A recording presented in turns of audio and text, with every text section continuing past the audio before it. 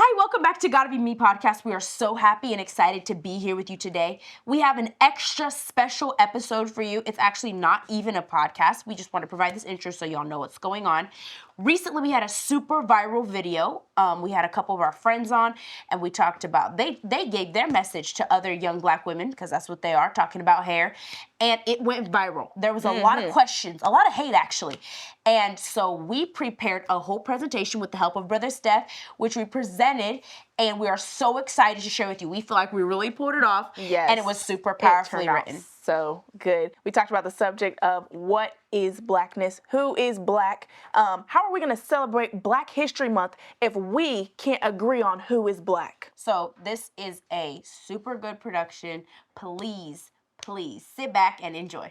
What would y'all say if you could talk to like other young black girls who are looking for like good examples? Like, what would you say to them? I just wish the black women knew, like, you don't gotta wear wigs to be beautiful. You don't have to wear eyelashes to be beautiful, like eyebrows.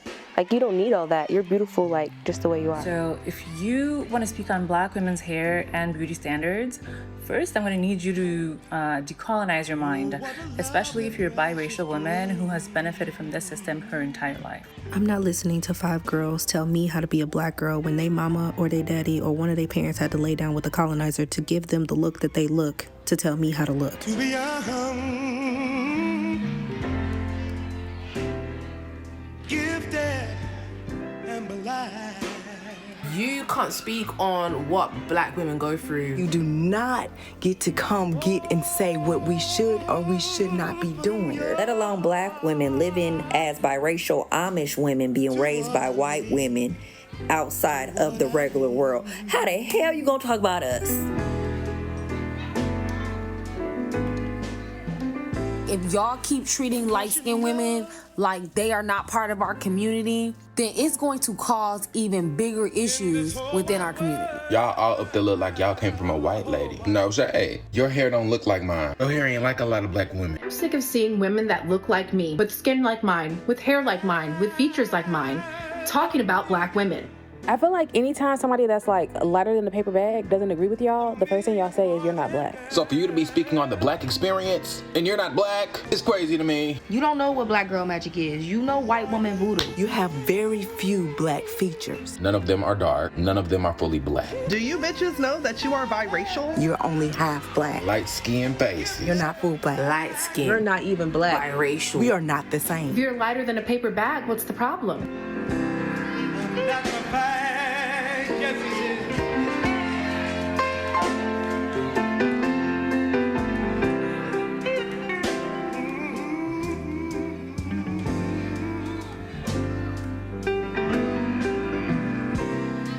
To be young, gifted, and blind.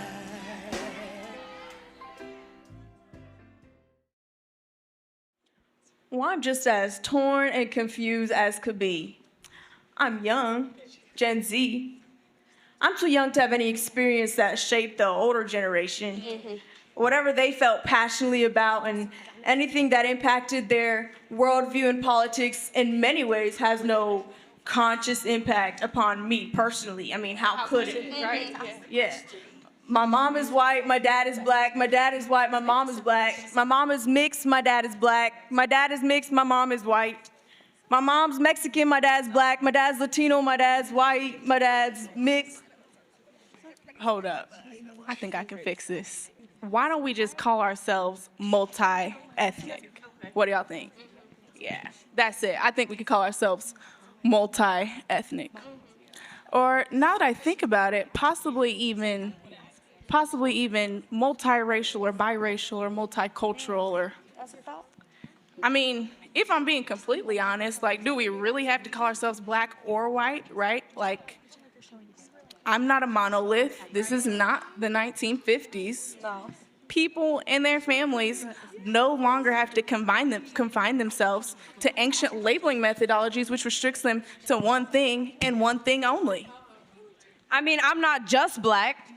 I'm this or I'm that. My people are this and my people are that. And I love them all. And I don't want to leave anyone out. And I don't want to be defined by fabricated barriers because I am so much more than an identity. I'm Google, that's it. I'm Google. I mean, like, right, search for me here and you'll get, like, I don't know, what's the word? Corroboration, yeah. Corroboration for what I am. If you, like, search for me there, you're not going to find much, but search again and someone somewhere is going to find something that kind of matches what I was beginning to think of identifying myself with the last time when I didn't know where my journey would take me. I didn't want to be nailed down to any one thing, because, like, I don't know about y'all, I'm multifaceted, okay?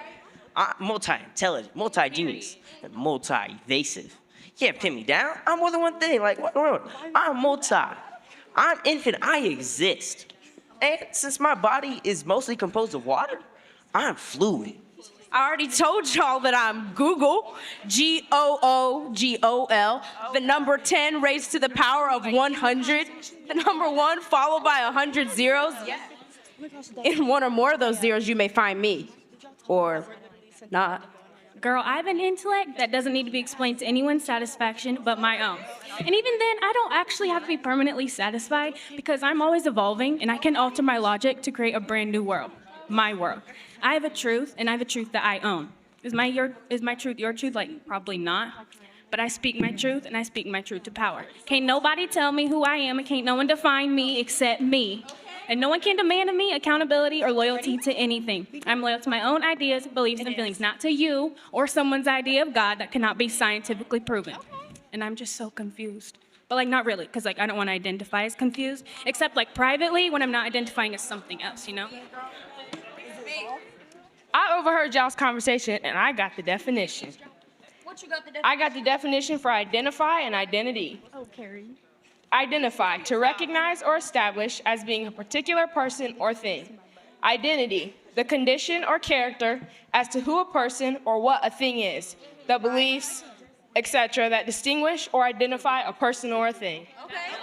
That helps. Okay. Also, the nature of identity carries with the demand to be both confined and defined. I mean, this is a law of humanity. Right. It is true that we can be defined as more than one thing or defined in a multiplicity of ways. But still, the principal necessity of bearing a primary image cannot be dispensed with or lightly cast aside. And this is one of the reasons why we're all named at some point, because human interaction requires clarity of identity. That's right. I agree with you, but it is often the case that mankind operates incorrectly within a correct principle. For example, like you just said that we all can be identified as more than one thing or defined in a multiplicity of ways, right? Yeah. But if someone concluded by this correct principle that it was incorrect to attempt to confine and define something to a primary image or identity, they would be incorrect, which inevitably will produce an incorrect operation, all within a true statement and belief. Right. Okay, well, I recently got pulled over for speeding.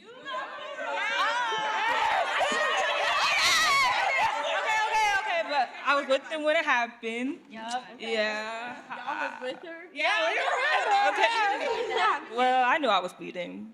But I mean, I wasn't aware until I entered the town and I seen the police car and I checked my speed, you know. Right. And I acknowledged my wrongdoings, As you I'd should. say. And I accepted my very soon consequences because I knew I was about to get us pulled over. I checked my rear view and the police car was already turning around. I knew he would. I slowed down. He lit me up. Yeah. Turned on my turning signal like a very, very good civilian. Pulled into an empty parking lot. Okay, well, pulled into an empty parking lot to remove myself from the small town traffic. Cop car pulled up behind us. We rolled down all the windows. I opened up the moonroof. After that, no one in the car moved. Yeah, and the officer was professional, even a little nice, and he asked us the question, but we didn't really know how to answer, but we knew that if we acknowledged that we were doing something wrong, we would have favor in the weird type of situation we were in. It was very uncomfortable. So then the officer asked us for something that kind of shook us to our core. He asked for our identities. Yeah. And not only that, but he wanted proof of that identity.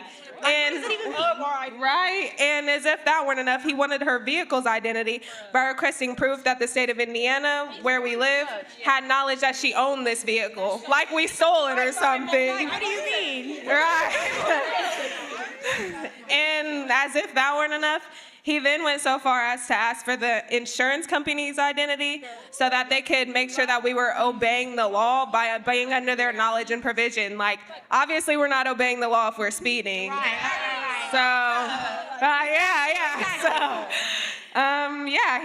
We were basically trapped because he wanted our identity and he wanted proof of that identity. Right. So then he took all that proof, okay, our license, registration, and insurance card back to his car. He had us dead to rights, okay? There was no escape. And I knew what he was doing, okay? I said I knew what he was doing. She did say that. He had in his possession verification and wanted to find out who we were and who we weren't, okay? Crazy. Once he found out that we weren't wanted criminals, okay, that we were polite, right? We're just Yes. nice. We were just going on a night drive, you know. Going to get something to eat. Right. Listening Okay. to music, even. Okay. Listening to music. That was weird. I know. So we were very polite, and that our appearance was consistent with the dominant image that we all personally portrayed. He let us off with a warning. Today, society is in danger of losing the fundamental operating principle. As the story of humanity has complexities that are at times difficult to traverse, I know that we, together, can navigate through them with the resilience that characterizes the best of the human spirit. Our focus will be one dear to my heart, Black people, and specifically, American Black people, and even more specifically, African American people, those associated with and identified as the descendants of the American slaves. Bruh, the amount of names Black people in America have been referred to is insane. That's what I'm saying. Naturally, they've been called dark, plus darky, then colored, Negro, Black American, Afro-American, African-American, and the list could go on. Right. And every phase in history, there have always been brand new references that our people latched onto in the absence of an approved and an accepted formal national declaration of exactly who we are as people. Well, when we say national declaration, understand we're not only speaking of a declaration that comes from America nationally. America has proven that it is neither willing nor able to do so. What we're referring to must first come from an actual nation with an agreed upon history and constitution that identifies what image they bear as a people in this world. Then and only then can America acknowledge this by acting appropriately towards this group of people. Right. We have to acknowledge, though, we've not fully been acknowledged because we have yet to fully acknowledge ourselves. We cannot yet acknowledge ourselves until we have an official and agreed upon identity. But we can't have an agreed upon identity until someone's written one down, we've all approved it, and then lived it out for the world to see. Not only does this not begin with the masses, I mean, it cannot. There must be a small remnant among the people to blaze the established message abroad. In the multiplicity of references, how can we be sure that the identity in which we subscribe is our true identity, our true heritage? But we're gonna know when this long unreconciled issue fits like that perfectly missing puzzle piece into the prophetic narrative and brings truth, holiness, and unity among the people without marginalizing or oppressing any other people, and allows for all people to retain pride in their history and work together without fear, insecurity, or jealousy. This all raises the question, though. Who are the African American people? What is their identity? If an officer pulled us over and said, "Identify yourselves, African Americans," who exactly are you? What is your background? What would be our answer to these questions, you know? We are the descendants of those who were forcibly removed from Africa and brought to this land in chains as property without rights. We are the nation within the nation. We are the country's country, into which all former slaves and some indigenous people and immigrants have not just come to, but have been formed into and labeled and identified as a core group of people from the United States of America, possessing any connected ancestry specifically from the African slave in America. These are Black people. or African Americans. I mean, look at us. We are represented by every skin tone and every shade. A nation that has been taught to hate itself and to be divisive. Right. Half white, merry white, Light bright, almost white boy. Mixed race, biracial. Multicultural, multi-ethnic, it's both mixed.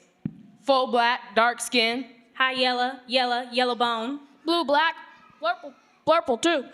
Blue, purple, mulatto. Quadroon, octoroon. One drop of blood rule, passing. Pretty boy, Democrat, conservative. Republican, liberal, roughneck. good hair, cute curls, nappy heads, naughty dreads. You get the point. Yet, at the end of the day, because we're all descendants of American slaves, our primary image in America and from America to the world is black. We are African Americans. Whatever the expression of our melanin, we are black. I am black. I am you. Frederick Douglass, Booker T. Washington, Malcolm X are all considered foundational black Americans. They all, as well as many others, are considered, quote, mixed. Mixed? Mixed with what? We are black. We are descendants of the people who should be considered, or who should be acknowledged as those whose unpaid labor is the primary means building America's wealth. We are the unidentified America that has been locked away inside of America. The people whose contributions have been mined as most precious diamonds, and whose cultural capital and inventions have been stolen and then capitalized on by a wicked power structure and spread throughout a world who then looks back and asks, why can't these people get together? we are a nation buried above ground, assigned many names while being nameless, and hidden from sight while always being visible.